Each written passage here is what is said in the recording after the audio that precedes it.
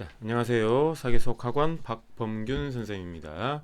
자, 이번 시간에는 고등수학하 수학의셈 177페이지 명제의 세 번째 시간이 될 것 같습니다. 자, 충분조건과 필요조건에 대해서 알아보도록 하겠습니다. 자, 새롭게 나와 있으니까요. 정리 한번 살펴보고 넘어갈까요? 자, 어떤 명제 P면 Q에다가 참일 때, 참이면 이렇게 화살표 두 개로 쓴다 그랬죠. 이때 자, 주목할 조건 앞에 있는 주어입니다. P고요. 1번은 2번은 Q죠. 보시나요? 1번 P는 Q가 되기 위해서 충분한 조건이랍니다. 충분 조건이라고 정했고요. Q는 P가 되기 위해 꼭 필요한 조건이랍니다. 필요 조건이라고 그랬죠. 자, 이제 이 사실에 대해서 저희는 암기를 해야 될 것 같은데, 자, 일반적으로 한번 설명을 한번 해보자면 이렇게 됩니다. 옆에 있는 그림 가지고 그대로 한번 설명해 보죠. 자, U가 바깥쪽에 이렇게 있다고 합시다. 자, 그럼 P이면 Q에다가 참이기 때문에 당연히 이 집합, P의 진리 집합 P는 Q 집합 Q 안에 퐁당 들어간다고 말할 수 있겠네요. 그러니까 그림이 이렇게 그려지겠죠. 자, 이 상황에서 1번은 뭐냐면 P가 기준입니다. P. 자, 그러니까 P 안에 들어있는 얘를 하나 딱 뽑았습니다. 이제 그럼 얘는 Q가 되기 위해 충분한 조건을 가지고 있는가 아니면 꼭 필요한 것인가 두 가지를 확인해 달랍니다. 그럼 볼까요? P 안에는 얘는 Q가 되기 위해 충분한 자격을 가지고 있죠.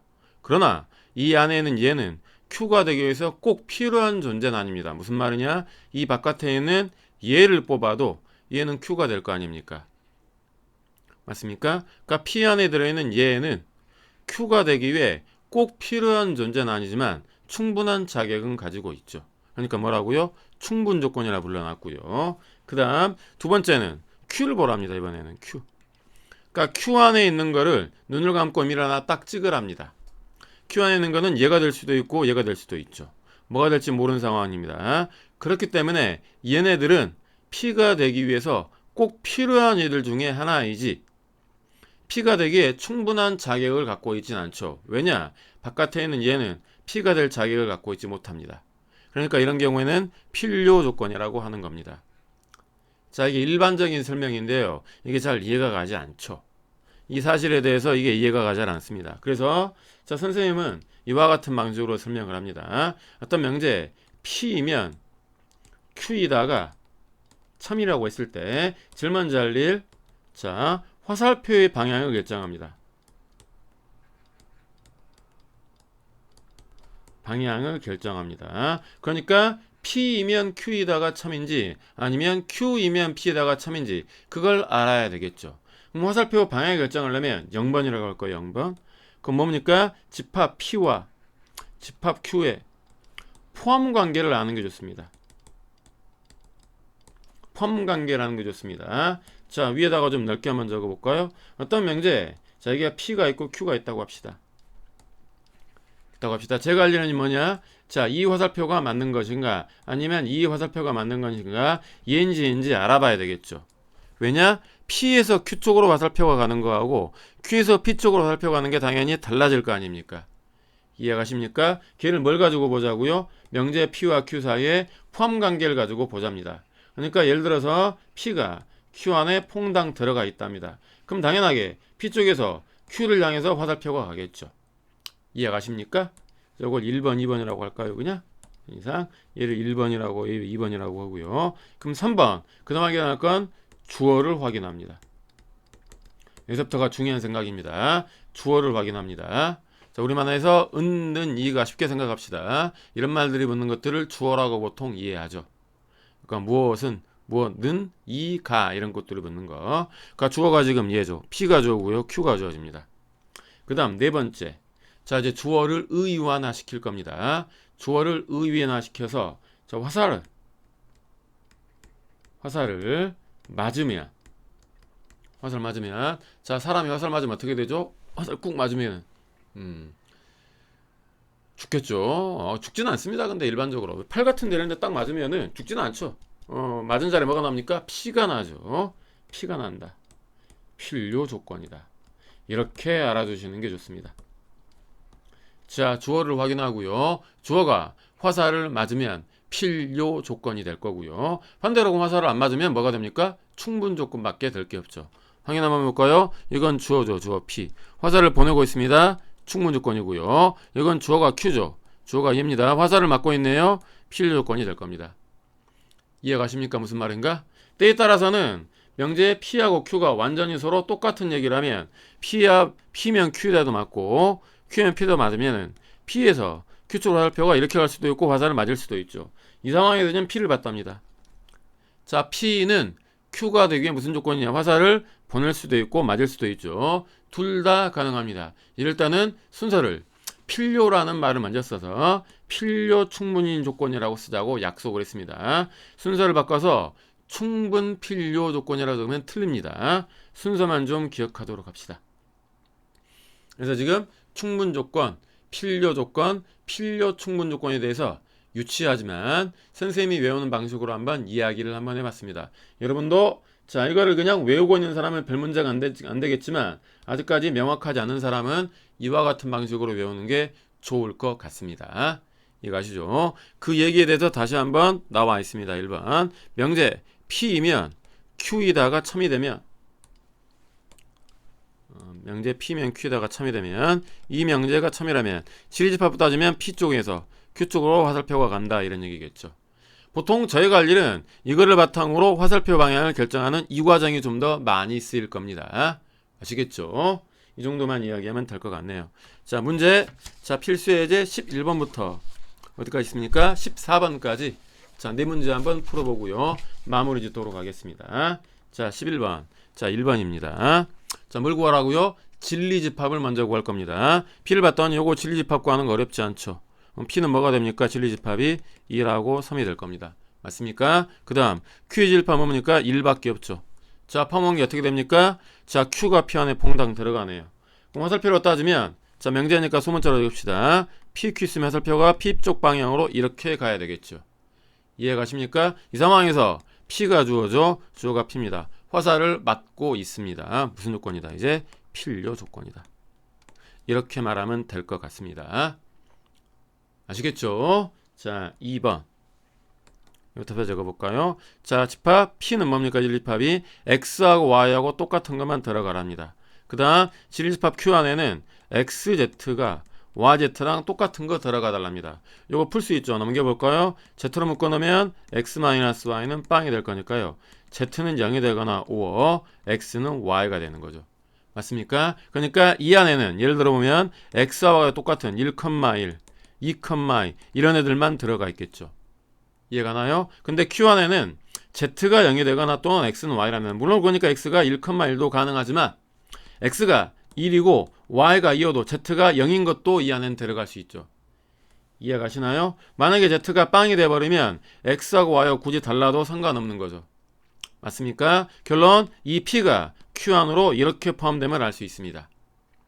이해가시나요? Q 안에는 X랑 Y랑 똑같은 것도 들어가 있을 거고요. 그 다음 Z가 빵이 되는 거 이런 것도 들어가겠죠. 이거 화살표 주도록 하죠. 맞나요? 화살표 방향이 그러면 어느 쪽으로 갑니까? P하고 Q라고 하면 Q 쪽으로 화살표가 가겠네요. 주어가 화살을 보내고 있습니다. 무슨 조건? 충분 조건이다. 이렇게 말할 수 있습니다. 조금 어렵죠. 2번 같은 경우에는 조금 일반화시키면 팁을 하나 주자면 선생님 같은 경우는 이렇게 합니다. 자, P는 명확하게 정의가 돼 있죠. 이 P는 지금 명확히 정의가 돼 있죠. X나 Y랑 똑같다고. 근데 Q는 이거를 지금 풀어야만 합니다. 얘는 이 방정식을 좀 풀어야 하지 않습니까? 그럼 항상 100% 그렇지는 않지만 명확하게 정의된 거는 풀어야 되는 건 안쪽으로 이렇게 들어가는 게 일반적인 모습입니다. 거의 90% 이상은 맞습니다.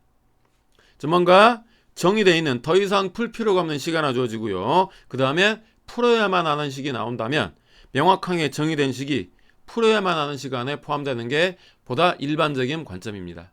이해가시죠? 무슨 말인가? 자, 그래서 이게 잘 아리까리하다면은 그냥 아하 P가 Q에 들어가니까 충분 요건이나 그냥 이렇게만 봐도 괜찮다는 뜻이 됩니다. 아시겠죠? 자, 3번 해보겠습니다. 3번 집합 P는 뭐가 됩니까? X조곱이 4니까 2하고 마이너스 2 다 할 수 있습니다. Q는 절대값 X가 2네요. 그러니까 얘도 2하고 마이너스 2죠. 요거 두 개 똑같네요. 아하 집합이니까 명제 P, Q 소문자로 적으면 이쪽으로도 가고요. 이쪽으로도 가겠죠. 맞습니까? P랑 Q랑 서로 똑같기 때문에 얘도 가능하고요. 얘도 가능하죠. 포함관계가. 맞나요? 그러니까 화살표를 보내는 것도 가능하고 맞는 것도 가능합니다. 둘 다 가능할 때마다 필요 충분이다. 필요 충분 요건이다. 이렇게 답하면 될 것 같네요. 자, 넘어가 보겠습니다. 필수 예제 12번. 자, 이거는 반대로 자, 집합이 주어졌네요. 저거 명제가 먼저 줘주죠. 조건이 충분 조건이랍니다. 자, P는 not Q이기 위한 충분 조건이랍니다. 주어가 P죠. 충분히니까 화살을 보내야 됩니다. 맞습니까? 자, P는 not Q이기 위한 충분 조건이라는 반을 보고 이와 같이 교로 이렇게 적을 수만 있으면 될 것 같네요. 자, 밑에 집합으로 적어보죠. 집합 Q가 자, P를 만족하는 집합 P가 되고요. 자, not Q를 만족하는 집합 Q의 이어집합이 되는 거죠. 맞습니까? 화살표가 이쪽 방향으로 가네요. 화살표가 가는 방향으로 벌어진다 그랬죠. 포함관계가 이렇게 될 것 같습니다. 이해가십니까? 무슨 말인가? 자, 그림 한번 그려보겠습니다. 그럼 무슨 얘기가 되는 거냐면, 자, 요거 그림 그려 그러면 5만 가지 이상한 집 많이 하는데요. 자, 일반적으로 그려볼까요? U가 있으면, 자, 여기에 Q의 이어집합이 있습니다. 그럼 뭐가 있습니까? P는 이 안에가 이렇게 들어가야 되겠죠. 이해가 가나요? 그러니까 일반적으로 보통 이렇게 그립니다. 그런데 이렇게 그려두면은 여기가 Q가 아니기 때문에 얘네들을 보기가 쉽지가 않죠. 맞습니까? 얘를 좀 더 알아먹기 쉽게 바꿔서 그려보면 이렇게 적을 수도 있겠네요. 보실까요? 여기가 Q의 집합이면 이 바깥쪽 여기가 Q가 되는 거예요. 여기가. 맞나요? 여기가 지금 Q가 되는 거죠. 왜? 이 안쪽이 Q의 집합이기 때문에. 결론, 이 Q의 부분과 P의 부분이 겹치는 부분이 없으면 됩니다. 그러니까 선생님 같은 경우에는 P 그리고요. 겹치지 않게 Q를 이렇게 그려둘 겁니다. 그러면 P가 Q의 여집합 안에 들어간다고 말할 수 있죠. 보이십니까? 자, 얘를 이와 같이 이렇게 그리는 건 쉬운 생각은 아니죠. 자, 알아두겠습니다. 자, 이렇게 그려두면은 옳은 거 고르는 건 1도 아닙니다. 1번 틀렸죠. P는 Q 안에 안 들어가죠. 2번 Q도 P 안에 안 들어가겠죠. 3번 P가 아닌 부분이 있습니다. 얘는 Q 안에 들어가는 게 아니죠. 맞나요? P와 Q가 공통 부분이었죠. 4번이 맞는 답일 것 같네요. 금방 알 수 있겠죠. 이렇게 그려두면은 그림을. 자, 넘어가 보겠습니다. 그 다음 5번. 자, 뭐라 그랬습니까? P는 주어가 P죠. Q이기 위한 필요 조건이랍니다. 그러니까 주어가 화살표를 맞아야 되겠죠. 이해가십니까? 집합으로 따져볼까요? P. 자꾸 P를 Q라고 적네요. 자, 여기는 P. 여기는 Q. 벌어지는 화살이 가는 쪽으로 벌어진다. 맞습니까? 그러니까 Q가 P 안에 퐁당 들어가야 되는 거죠. 자, 얘는 범위로 나와 있으니까 수직선 그리는 게 제일 낫겠죠. Q 먼저 그리겠습니다. 자, Q를 만약에 집합 Q를 하면 여기는 얼마죠? 1이고요. 여기는 3입니다. 둘 다 들어가겠죠. 얘가 지금 Q가 됩니다. 그럼 당연하게 P는 어떻게 나와야 됩니까? 얘를 덮을 수 있게 이와 같은 방식으로 나와야 되겠죠. 맞나요? 자, 얘가 A가 되겠죠. A. 그래야지만이 자, Q가 P 안에 들어간다고 말할 수 있습니다. 자, 이쪽 볼까요? 자, 그럼 어떻게 됩니까? A는 1보다 작은 쪽으로 나와야 되겠죠. 자, 등호 확인하겠습니다. 여기도 포함되고요. 여기도 포함되네요. 두 개 붙어도 상관없죠. 등호 들어도 괜찮습니다. 항상 등호 붙이는 요령은 다시 한번 말하고요. 바깥쪽에 덮는 것이 조금이라도 더 커야 된다. 같아도 상관은 없다. 자, 답이네요. 그러니까 A번은 뭡니까? 1보다 작거나 같다. 이렇게 하는 게 답일 것 같습니다. 자, 오늘의 마지막 문제 같습니다. 자, PQRS에 대해서 복잡하게 4개 나와 있습니다. 하나씩 적어볼까요? 주어 P죠. 자, 뭡니까? 충분요건이랍니다. P에서 Q 쪽으로 화살표가 가면 되고요. 주어 P입니다. 필요 조건이랍니다. P가 화살을 맞아야 되겠죠. 맞습니까? 그 다음 주어 Q입니다. Q는 R이 되게 한 충분 조건이라면 화살을 보내야 되고요. 마지막 S는 Q가 되기 위한 필요 충분이면 화살표가 가기도 하고요. 맞기도 하고요. 맞나요? 자, 이제 얘를 종합을 해서 하나로 그냥 나타내 달라고 생각하시면 될 것 같습니다. 확인 한번 해볼까요? 자, 보이시나요? R, P, P, Q입니다. P를 중심으로 R에서 Q 쪽으로 가겠죠? 맞습니까? 그러니까 P, QR을 그릴 건데요. 보통 일자로 적어버리면 그림을 그리기가 좀 쉽지가 않습니다. 그러니까 선생님 같은 경우는 삼각형으로 합니다. P, Q, R을 삼각형으로 그리고요. R을 삼각형으로 그리고요. 화살표 가겠습니다. P 쪽에서 Q를 향해 보내겠습니다. 확인했죠. R에서 P 쪽으로 가겠습니다. 확인했죠. 그 다음 Q에서 R 쪽으로 가겠습니다. Q에서 R 쪽으로. 자, 화살표가 이렇게 형성이 되죠. 맞나요? 마지막. 그 다음 Q하고 S는 P로 충분이니까 옆에다가 그냥 하나만 더.